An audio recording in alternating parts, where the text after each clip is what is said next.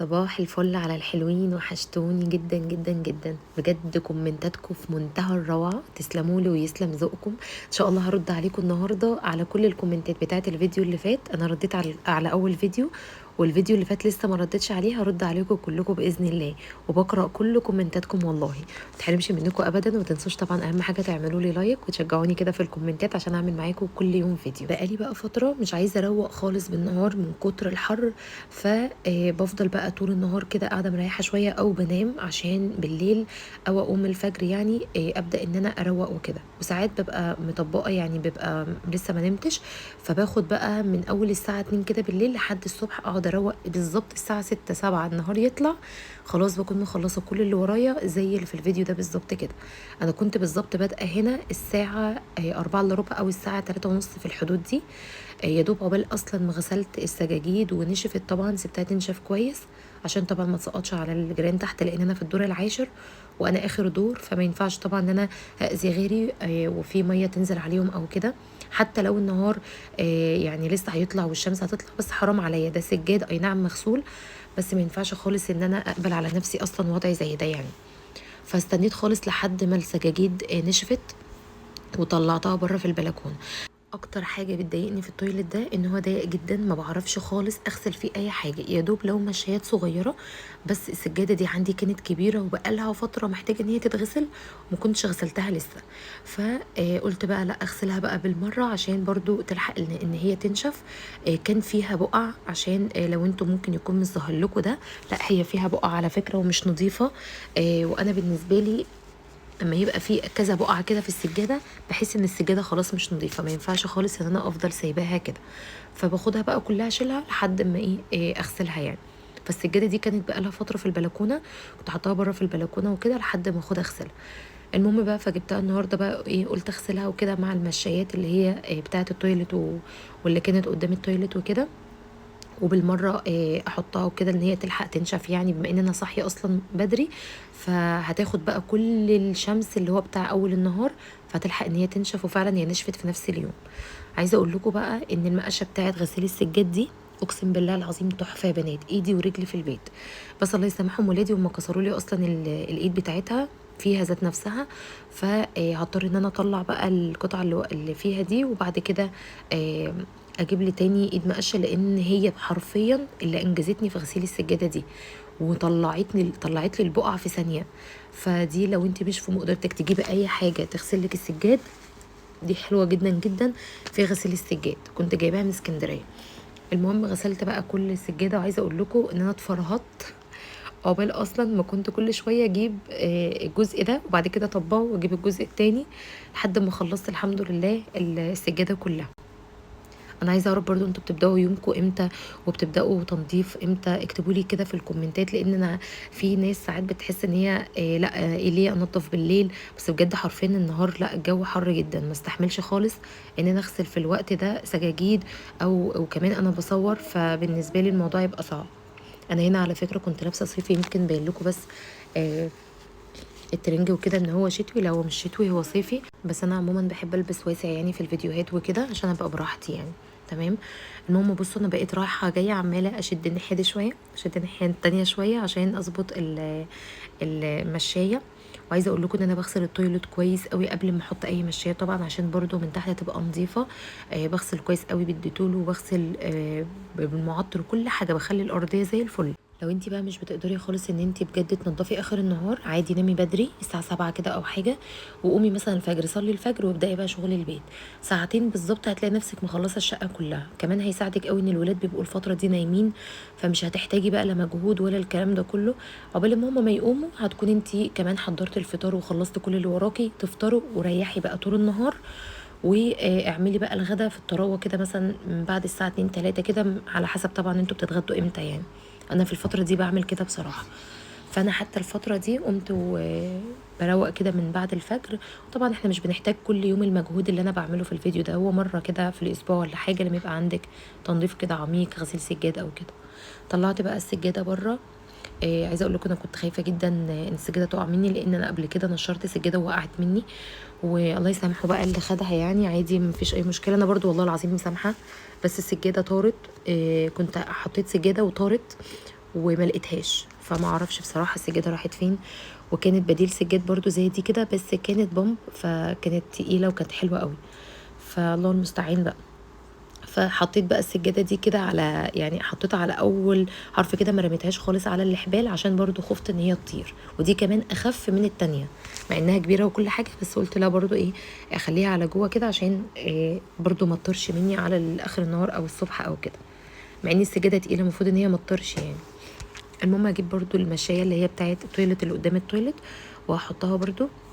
قلت بالمره بقى، كنت غاسله برضو شويه هدوم ده كله والسجاجيد بتنشف، كنت انا اصلا غسلت شويه هدوم في الغساله، وقلت بالمره انشرهم برضو يطلع عليهم الصبح يكون الدنيا زي الفل وهدومي كلها ناشفه. فاخدت الهدوم كلها وقلت بقى انشرها، بحيث ان انا مبقاش ورايا حاجه بقى طول اليوم. انا بحب انشر قوي في الوقت ده عشان بيبقى لسه الشمس ما طلعتش. انا عموما عندي اصلا تندة، التندة دي كان في حد كان جاي عاملها لي، الكلام ده بقاله ممكن 4 سنين، كانت في حدود 3000، عشان في ناس برضو سألتني عليها. التندة بقالها 3 سنين وفي حدود، او 4 سنين وفي حدود 3000 جنيه. بس بصراحة في الشتاء بتمنع عني المية نهائي. فبجد لو انت في امكانك ان انت تعمليها، زمانها دلوقتي غلت شويه، بس اعمليها عشان تنفعك قوي في الشتاء. انا عن نفسي في الشتاء يعني بنشر وبحط هدومي ومفيش اي حاجه خالص، ومفيش ولا نقطه ميه، وبقوم الصبح بلاقي الهدوم عندي ناشفه وكل حاجه. هو عموما الشتاء اللي فات ده ما كانش في شتاء كتير يعني، بس هتنفعك عموما في الشتاء لو كي فتره اليومين 3 كده الدنيا بدات تشتي ورا بعض ورا بعض. فطبعا بيبقى عندنا هدوم، بالذات اللي عندها اطفال، حتى لو انت ما عندكيش منشر داخلي فاعملي التندة دي حلوة جدا. المهم التندة برضو حتى لو زي ما بقول لكم لو في طلع عليا شمس، بنزل التندة وبنشر برضو، وبتبقى برضو مش كشفاني على فكرة. يعني انا عندي قدامي ما شاء الله مفتوح جدا، بس برضو ما بتبقاش كشفاني. تمام. نشرت بقى كل الهدوم عشان الحق ان هي زي ما قلت لكم تطلع عليها شمس وكده، فتلحق ان هي تنشف على بالليل برضو اكون غسلت تاني. انا عندي الهدوم بيبقى فيه استهلاك كتير، انتوا هتلاحظوا اصلا كل الهدوم هدوم ولادي. الهدوم عندي فيه استهلاك كتير عشان خاطر انا عندي يوميا بعودهم ان هم لازم ياخدوا شاور، ولازم الهدوم كلها تتغير. فحتى لو مش بيخرجوا او الكلام ده كله، لا عموما لازم يتعودوا على كده. فعشان كده انا عندي على طول في غسيل، لازم كل يوم اغسل، ما برحمش نفسي انا من الغسيل. فعشان كده النهارده برضو قلت اغسل شويه هدوم، واخر النهار برضو يكون الهدوم نشفت اشيلها، والحق ان انا برضو ايه اغسل شويه هدوم تانية.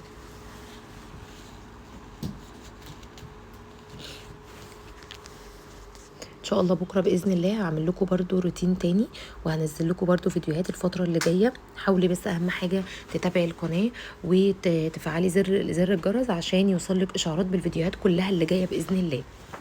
وادعوا لي عشان بجد انا داخل عليا دور برد مش حلو خالص.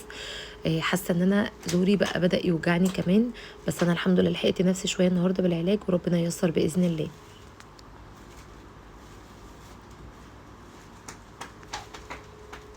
على فكرة انتوا ممكن تكونوا مفكرين ان انا يعني الوقت ده وقت الصبح او كده، يعني مثلا الشمس بدأت تروح او الكلام ده، لا هو اصلا الشمس لسه ما جاتش.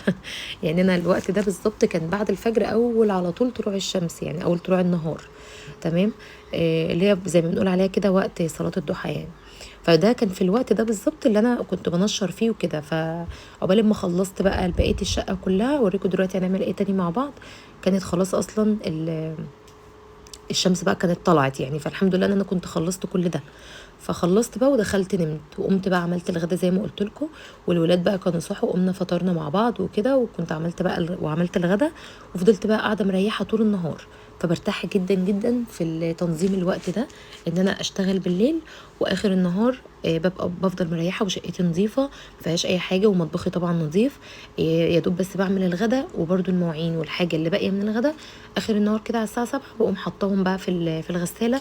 ولو هنام بقى بدري او حاجه بنام مثلا الساعه 9 10، واخش بقى انام، واقوم زي ما قلت لكم على الوقت بقى الفجر ده. بصراحه ده احلى وقت في الفتره دي، وفي فتره الحر اللي انت تعملي كده. وكمان برضو في فتره المدارس على فكره، يعني انت ممكن طبعا احنا كده كده اوريدي اصلا بنقوم بدري، فانت قومي بدري شويه قبل ولادك مثلا بساعتين، برضو وقت الفجر الساعه 4 كده او 3 ونص، قومي صلي وخلصي اللي وراكي، وكمان اعملي اللانش بوكس بتاعك هتلاقي نفسك يومك برضو كله متظبط وبتنامي كويس بالليل، يومك مش متلخبط في موضوع برضو النوم. هتلاقي نفسك طول النهار قاعده فاضيه، ولادك في المدرسه وانتي خلاص يا دوب لو هتعملي الغدا، فهتلاقي الدنيا معاكي برضو حلوه جدا. انا شايفه برضو ان تنظيم الوقت ده في وقت الدراسه حلو قوي.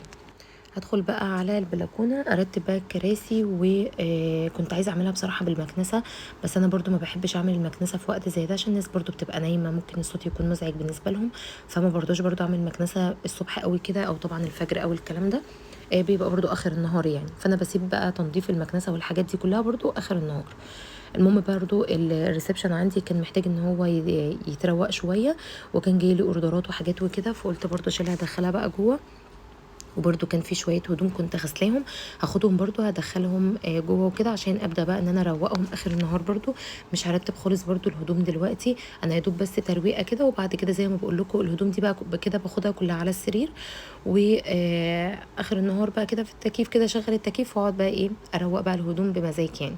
وان شاء الله باذن الله زي ما قلت لكم قبل كده هعمل معاكم الدولاب كله، وهرتب لكم الدولاب، وهقول لكم على ترتيب حلو قوي قوي للدولاب الفتره اللي جايه. وبرده الادراج كلها بتاعه التسريحه والعسكري والحاجات دي كلها، ده كله عايز يتروق برده ان شاء الله، ده هيبقى في فيديو تاني خالص لوحده. بالنسبه بقى لتحضيرات المدرسه، عشان سالتوني كتير قوي انت هتحضري معانا امتى حاجه المدرسه وكده، ان شاء الله قريب قريب قوي قوي هنزل اجيب بقى الباج والبوتل وكل حاجتنا هنظبطها باذن الله، والشوزات وده كله. وطبعا السبلايز لما بيدخلوا بقى بيبداوا ان هم يطلبوا مننا برضو هجيبه واحضره معاكم. بصوا هنا هتلاقوا كل يومي معاكم ماشي بالترتيب كده، وبعمل ايه بالظبط في يومي. تمام، فاهم حاجه بس ما تنسيش تعملي لايك وتتابعي على طول القناه عشان يوصلك اشعاره زي ما قلت لك، بس فعلي زر الجرس عشان يوصلك بعد كده الاشعارات بالفيديوهات على طول اول ما تنزل. بصوا انا كده هنا خلصت خلاص الصاله، ما كانتش محتاجه اصلا ترويق، بس كانت مكركبه شويه، كان فيها شنط وكان فيها حاجات كده على التيبل، وكان برضو حاجه الولاد انا ببقى سايباها اللي هي الكتب والحاجات دي عشان المس بتجيلهم، فبفضل سايباها، بس انا هشيلهم برضو دلوقتي احطهم في درج تاني لوحدهم عشان برضو تفضل الصاله كلها عندي نظيفه، والتيبل برضو تفضل نظيف. الشوزات برضو كانت لسه محتاجه ان هي تتحط بقى في الجزامه.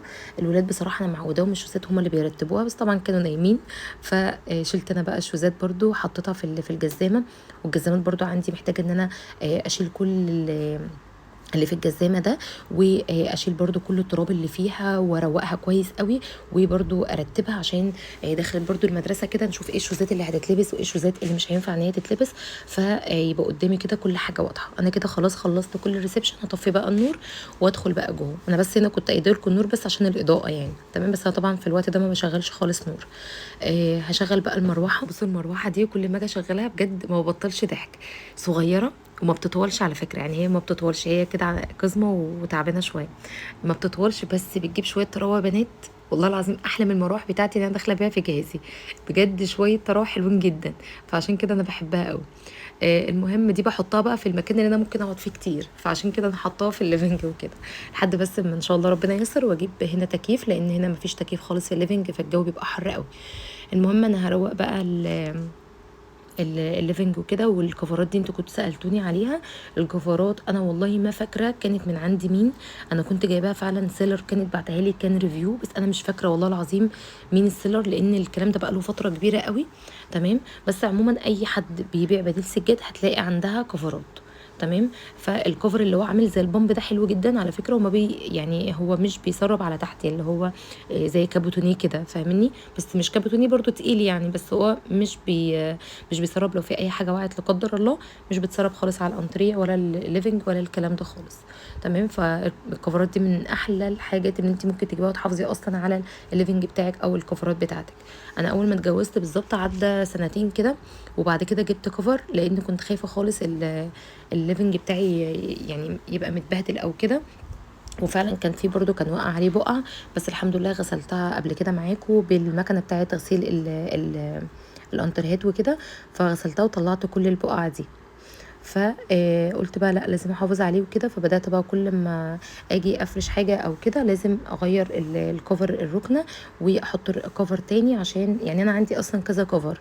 تمام، عشان احافظ بس على الليفنج، دي اهم حاجه عندي يعني. تمام. فهنا بقى كنت نضفت كل الليفنج وحطيت المفرش الجديد، مع ان انا بصراحه ببقى يعني بحب ان انا اغطي كل الليفنج، بس انا عندي ليفنج الوانات فما ينفعش ان انا اغطيه، انا كده ببقى ببوظ شكله يعني. وبالنسبه بقى للالوانات، عشان في ناس كتيره بتقعد تتكلم في موضوع الالوانات ده، الالوانات عندك اوفر، انتي ليه الالوانات كتيره كده؟ هو الليفنج عندي انا بحبه مبهج. تمام. انا عن نفسي ما بحبش الحاجات اللي هي لون البنيات والغوامق، يعني حتى وانا بجيب عفش ما كنتش عايزه اجيب بنيات خالص عشان ده تقليدي اصلا، فانا ما كنتش حابه اجيب بنيات. انا بحب بنات الالوان المبهجه. انا حاسه ان انا لو قعدت اصلا في مكان في الوانات غامقه او الكلام ده كله، احس ان انا بتخنق. انا اصلا عندي فوبيا من الاماكن اللي هي يعني المغلقه او كده. فانتوا لكم ان تتخيلوا بقى ان انا كمان ابقى عندي موضوع ان انا يعني ايه الوانات بقى غامقه والكلام ده، لا انا احس ان انا بتخنق. فانا بحب الالوانات المبهجه، بتديني كده انتعاش للحياه، فاهمني؟ فانا عن نفسي ما انا بحب الالوانات دي والله، انا اقسم بالله راضيه وبحب الالوانات دي. تمام. يعني حتى كانت اوضه الاطفال كان تقريبا معمول لها زي لون بوستاج كده، اللي هو لون الكرسي اللي انتوا شايفينه من الجنب ده شويه. غيرته، قلت لا انا عايزاه بينك وكده، مع ان انا اصلا اوضه الاطفال عندي قلبه على يعني مش بني، هي لا بني ولا زيتوني، ميكس من الاتنين كده. بس قلت لا انا هعمل الدرجات اللي هي البينك، لان انا ما حبيتش خالص درجه البوستاج دي، حسيت ان انا داخله مستشفى كده. فقلت لا، فغيرته خالص برضو وعملته بينك. فانا بحب الالوانات دي. تمام. عشان بس نكون ايه مقتنعين بس كده. هي طبعا كل واحده وذوقها، في واحده مثلا ممكن تكون بتحب البنيات، في واحده مثلا تقول لك لا انا ما بحبش البنيات، انا احب مثلا الوانات الفاتحه. انا من الناس دي، انا بحب الالوانات المبهجه والعلاطه والحاجات دي انا بحبها، انا اقسم بالله لازم بحبها. تمام. فعشان بس ايه في ناس كتيره بتتكلم على الموضوع ده، لا يا بنات انا راضيه والله وبحب جدا الالوانات دي. تمام. انا كده خلاص خلصت الليفنج، بس هو كان محتاج برضو يتطوق وكده. زي ما قلت لكم انا بس ايه باخد كده الاول من على الوش، وبعد كده بقى ايه هروق بقى ترابيزه التلفزيون، إيه هعمل بقى المراوح انضفها، ده كله بيبقى في يوم تاني خالص. خلصت برضو هنا اشد بقى الستاره، وبقى انا كده خلصت كل اللي ورايا، وما عادش ورايا اي حاجه غير الغدا النهارده، واقوم ان انا افطر الولاد. اشوفكم ان شاء الله على خير في فيديو جديد، وباي باي.